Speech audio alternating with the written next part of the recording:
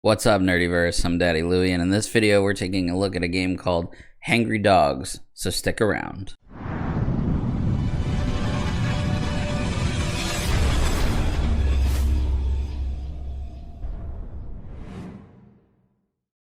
Before we get started, if you're new to our channel and you want to see more content like this, start now by hitting the subscribe button and the bell icon so you don't miss any future.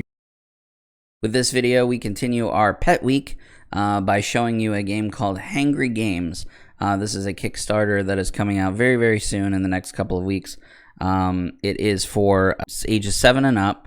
It is for 2 to 6 players, and it takes around 30 minutes to play a game. Now, this is a prototype copy that I have here, so all of the components are subject, of course, to change, as well as the rules and stuff like that. But this is pretty close to a finalized version from what I understand from the development team. The game is all about using the cards that you have to steal pizzas and collect points through different toppings of your pizzas, and using mystical raccoons and different types of dogs. Lots of cute little interactions, but the question on everyone's mind is this game any good? Well, if you join me on the table, we will check it out and take a look. First thing really quickly to note is the box. The box is super cool. It looks just like a pizza box. It says dogs, pizza, and tricks. That's literally everything that is included in the game. You're going to have dog cards and trick cards, and of course pizza cards that you're trying to collect to gain the most points at the end of the game. Once inside the box, you see that we have a few different components here. First, you have all of your cards. These are the cards that you're going to use in order to play the game, and of course that you have your rule book. We did have to reference the rule book actually quite a bit, and I'll explain why in just a few minutes. But the cards, there's 3 different main types of cards. You have 2 different types of pizza, and then of course you have your main deck of cards that you're going to use in order to try and steal and collect those pizzas. So in the orange style pizza cards, these are 1-topping pizzas and cheese pizzas. These are the easiest to collect. You can see there's lots of them.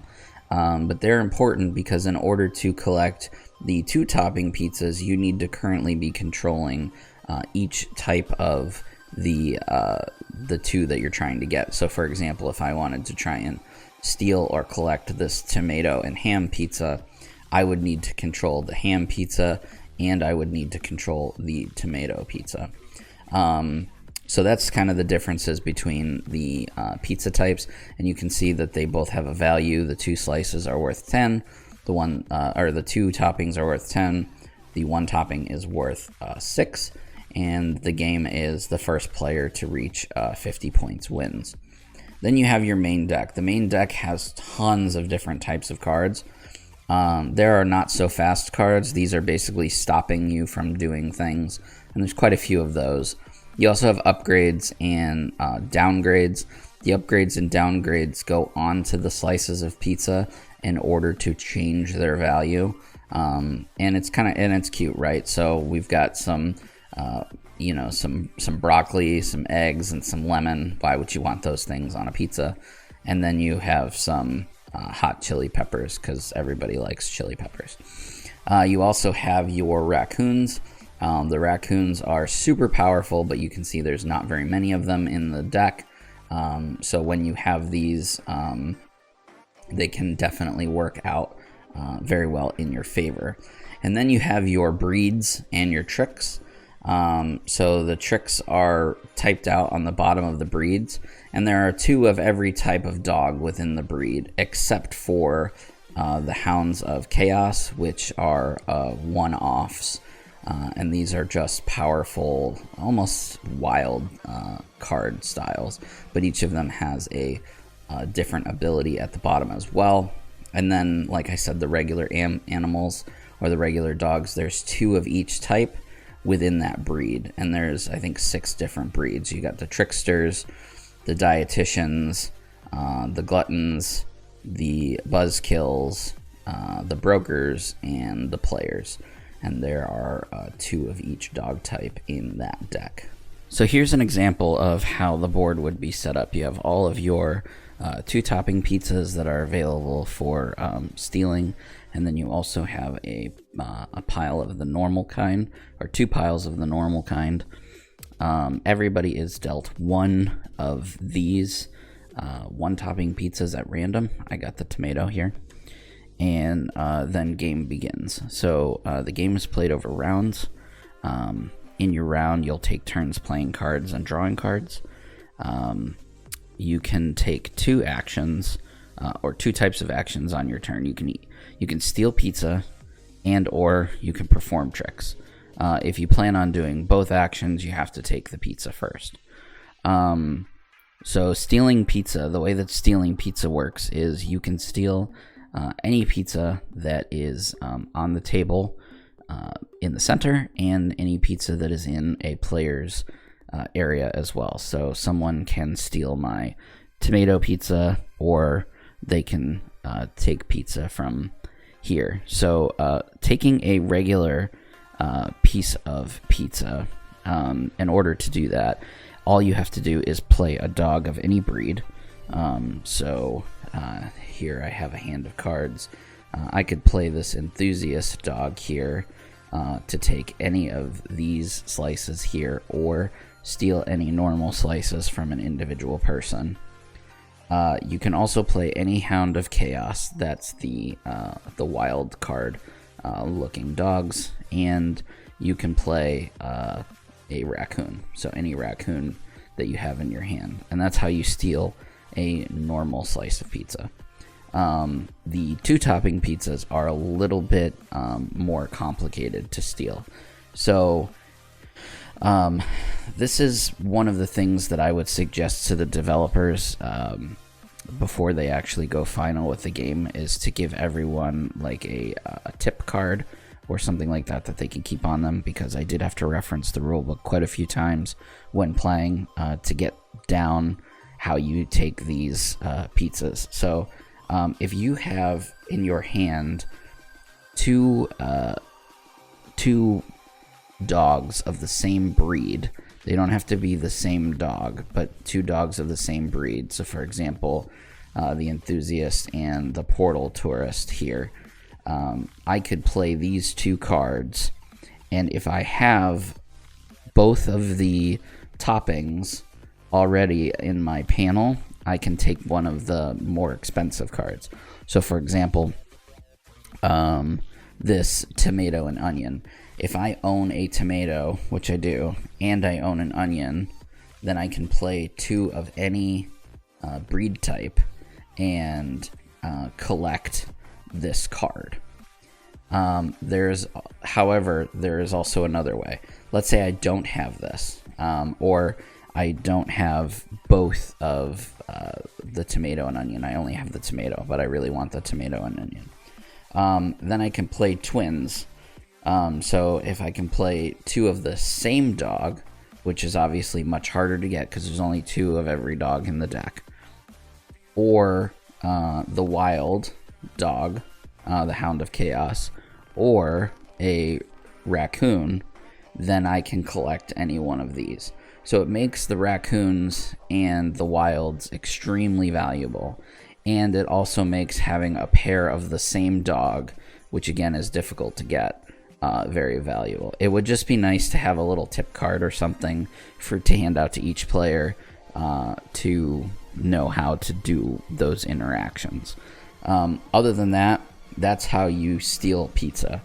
You steal pizza by playing the cards that are in your hand that match the actions basically that I just explained. So aside from stealing pizza, the other thing that you can do is play tricks. So each one of the dogs has a trick listed on the bottom of them that will tell you what you can do as far as a trick. So like this dog right here is prevent any dog from stealing pizza during their owner's turn. So by playing this dog, I'm basically preventing another dog from stealing my pizza during their turn. That's what all the dietitians do. There's also things like the not so fast. This stops the dog from doing anything, basically, except for the Hounds of Chaos. Some of the other breeds, the brokers, they remove a modifier and play it on another slice of pizza. So like I said, there were modifier cards. So like this resentful lemon here, if somebody played this on one of my pizzas to cut its value in half, let's say I had this mushroom and olive card, it's worth 10, but somebody played lemon on top of it, it's now worth only 5. I could play one of those breed of brokers to remove the modifier from. I could remove this lemon and put it on somebody else's pizza. And that's how the game works. You take turns and you go around in circle, drawing cards, playing tricks, stealing pizza, trying to get and be the first player to have 50 points or $50 worth of pizza on their side of the board. And that's honestly everything that you need to know in order to play Hangry Dogs. The game is very light. The rules are super simple. The only confusion that comes into play, honestly, is those interactions with knowing what types of dogs you need to have in order to steal what type of pizza. I think that can be really easily fixed with some type of tip card or something like that. Other than that, this game is great for families. Like I said at the beginning, it's recommended for ages 7 and up, which is a pretty accurate description. So if you enjoy games like this, it teaches counting, keeping track of what you have in your row of pizzas that you've collected, trying to be the first player. The cards tell you what to do, what they can and can't do. So everything is super simple. But it plays really well. So I recommend this game for anybody that has younger kids or families, just likes light family fun games. This one is coming to Kickstarter in just a couple of weeks, so make sure that you check it out. If you enjoyed this video, please give it a thumbs up. Really helps us out a lot. Make sure that you share it with your family, friends, and your nerdy communities. If you have anything you would like to see on our page, just let us know in the comments section down below. We love to read your comments and interact with you guys. If you have any videos you would like to collaborate with us, you can hit us up on one of our social media platforms, Facebook, Twitter, Instagram, at Circle of Nerds. We would love to hear from you there as well. Don't forget that we have a weekly podcast that comes out every Tuesday called The Cosmic Disaster Show. You can find that right here on YouTube or anywhere that you listen to podcasts. And for an extra bit of love and affection to the Circle of Nerds, please check us out over on Patreon at patreon.com/circleofnerds. Anyway, guys, that's all from me. I will see you in the next video.